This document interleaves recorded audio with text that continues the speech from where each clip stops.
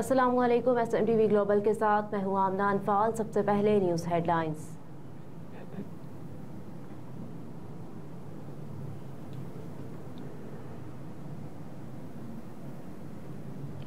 यूनान से हमारे नुमाइंदे मियां सगीर अहमद की रिपोर्ट के मुताबिक 22 अक्टूबर 2023 बरोज़ इतवार दिन 11 बजे यूनान के दारुल हुकूमत एथेंस मरकजी पार्क प्लातिया कोजिया से जश्न आमद रसूल सल्लल्लाहु अलैहि वसल्लम का जलूस निकाला गया। जलूस में दीनी जमातों, ताजरो समासी अकाबरीन पाकिस्तानी मुसलमानों ने शिरकत की। हस्बे रिवायत जलूस पेरियूस रोड से होता हुआ कमुदोर प्लातिया में इख्तिताम पजीर हुआ। हमदो सना के बाद आलम इस्लाम बिलखुसूस फ़लस्तीन कश्मीर के मज़लूम मुसलमानों की आज़ादी आलमी अमन के लिए दुआ की गई। गुज़िश्ता सालों की निस्बत इस साल जलूस मिलादुन नबी सल्लल्लाहु अलैहि वसल्लम में तादाद कम होने की वजूहात गुज़िश्ता माह यूनान के बल्दियाती इंतखाबात के बाइस तारीख में रद्दोबदल और कसीर तादाद में ओवरसीज़ पाकिस्तानी यूनान से यूरोप के दीगर ममालिक में हिजरत कर गए हैं, जिसकी वजह से तादाद कम देखने में नजर आई।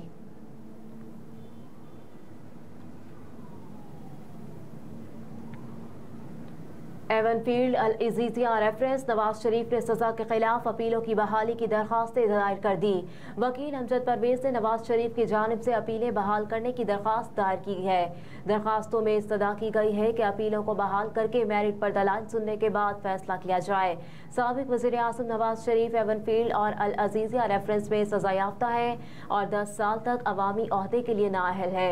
नवाज शरीफ ने 21 अक्टूबर को 4 साल बाद वतन वापसी पर इस्लामाबाद एयरपोर्ट के लाउंज में अपने वकला से मुशावरत की थी और अपीलें बहाल कराने की दरखास्तों पर दस्तखत किए थे।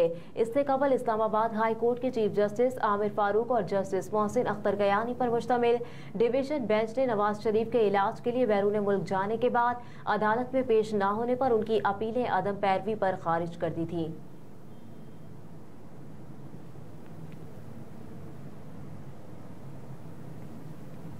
नवाज शरीफ से लीगी क़यादत की मुलाकात, मुस्तकबिल के लाहे अमल पर तबादला ख्याल।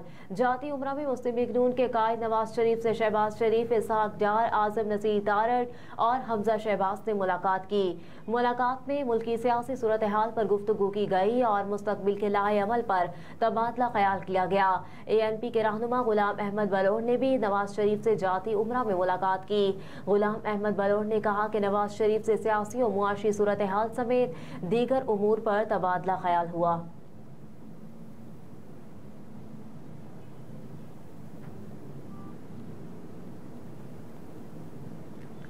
अरशद शरीफ के कीनिया में कत्ल को 1 बरस बीत गया। सीनियर पाकिस्तानी सहाफ़ी अरशद शरीफ के कीनिया में कत्ल को 1 बरस बीत गया, लेकिन मुल्ज़िमान अब तक इंसाफ के कटहरे में ना लाए जा सके। सहाफ़ी अरशद शरीफ को 1 साल कबल आज ही के दिन कीनिया में एक मुबैना पुलिस मुकाबले के दौरान कत्ल कर दिया गया था। अक्टूबर 2022 को कीनिया के शहर नैरोबी में मगाडी हाईवे पर पेश आने वाले इस वाक़े को बादशाह कीनिया की पुलिस की जानिब से गलत शनाख्त का वाक़या करार दिया गया। अरशद शरीफ के कत्ल केस की तहकीकात में कीनिया पुलिस के मौक़िफ़ में तज़ाद पाया गया।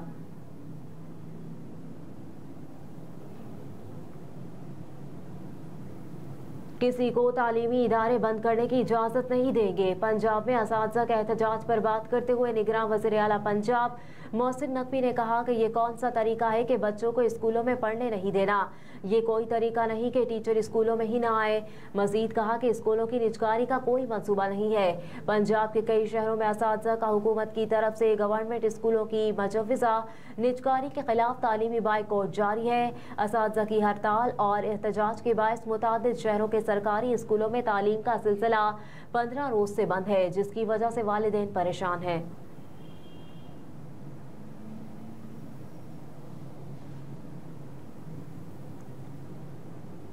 गजा पर हमलों में तेजी, अमेरिका ने इसराइली कार्रवाइयों को हक़ दिफा करार दे दिया।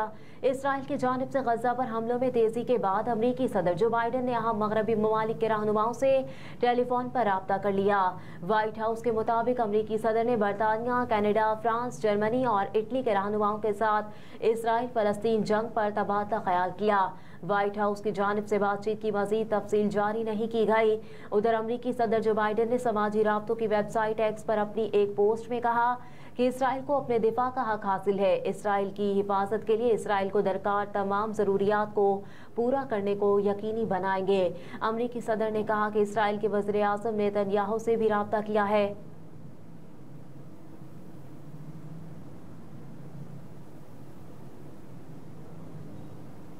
सऊदी वली अहद का कैनेडियन वज़ीर आज़म और फ्रांसीसी सदर पर गजा में कशीदगी कम कराने पर जोर।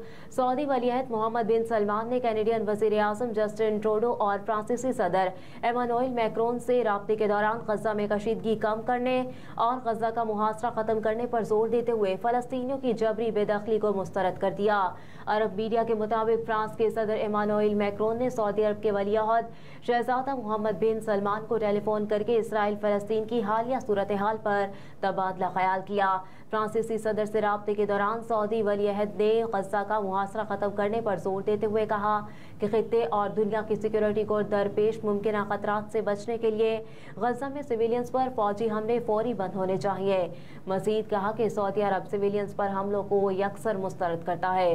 बैनुल अक़वामी इंसानी कवानीन की पासदारी करते हुए गजा में सिविलियंस और इंफ्रास्ट्रक्चर पर हमले और आम लोगों की जिंदगियों को खतरे में डालने का अमल फौरी बंद होना चाहिए।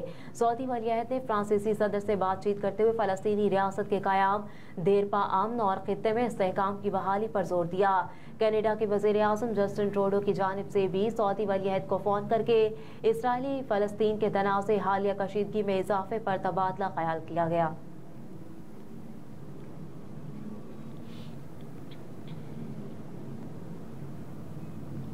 नया हरीफ नया इम्तिहान। मेगा इवेंट में वापसी के लिए पाकिस्तान आज अफगानिस्तान से टकराएगा। हरीफ टीम के स्पिन अटैक का मुकाबला करने के लिए कप्तान बाबर आजम समेत रिजवान इमाम और कौमी बैटर्स ने गुज़िश्ता रोज भरपूर प्रैक्टिस की। ग्रीन शर्ट्स के बगैर किसी तब्दीली के मैदान में उतरने का इम्कान है।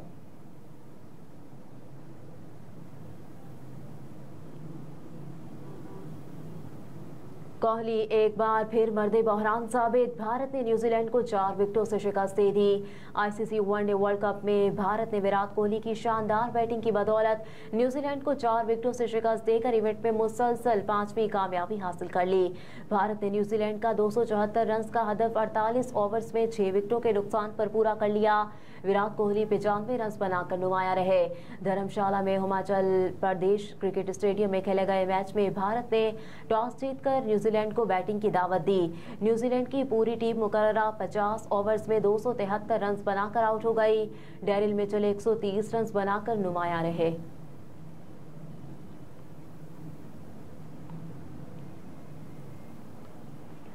ANF की मुख्तलिफ कार्रवाइयाँ, मनशियात बरामद, 7 मुल्जिमान को गिरफ्तार कर लिया। एंटी नारकोटिक्स फोर्स ने 6 मुख्तलिफ कार्रवाइयों के दौरान 33 किलो मनशियात बरामद कर ली, जबकि 7 मुल्जिमान को गिरफ्तार कर लिया गया। तर्जुमान ANF के मुताबिक कार्रवाइयाँ हैदराबाद, सक्खर, कराची, पेशावर, हयाताबाद और खैबर में की गई।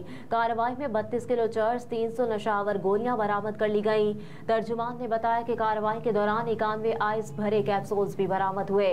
तर्जुमान ANF के मुताबिक तमाम मुल्जिमान के खिलाफ इंसदाद मनशियात एक्ट के तहत मुकदमा दर्ज कर लिए गए हैं।